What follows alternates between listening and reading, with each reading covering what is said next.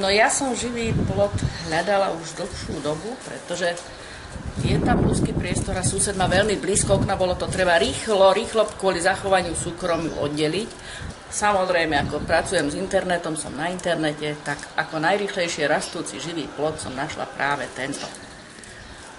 Objednala som si už neskoro, lebo žiaľ Bohu až v máji. Je pravda, že bola za to super cena. Keď to prišlo, to vyzeralo hrozne, holé paličky, tenučké, ale v podstate behom mesiaca, dvoch, to krásne všetko sa to zazelenalo bez nejakých väčších problémov. Úplne jednoduché zasadenie, žiadna veľká starostlivosť, o to netreba. Len vody to musí mať samozrejme, keď sa to zasadí ako každá rastlina.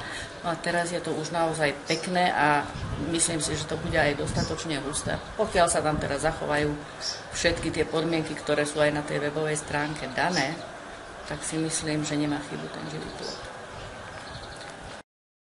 Keď to prišlo, tak to vyzeralo strašne. Boli to tenké prútiky, úplne hnedé, aj sme si mysleli, že vysušené.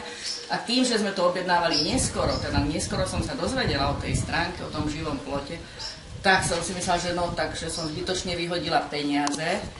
Ale napriek tomu najprv sme ich trošku dali do vody a oni sa pozbierali. Behom 2 týždňov bolo vidieť, že sa to preberá k životu.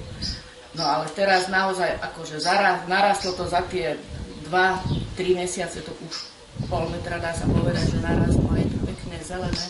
Takže fakt, že každý, kto potrebuje nejak kvôli súkromiu, alebo utvoriť si krásnu stenu zelenú, veľmi vďačná, veľmi naozaj jednoduchá výsadba, údržba, všetko, myslím si, dá sa aj tvarovať.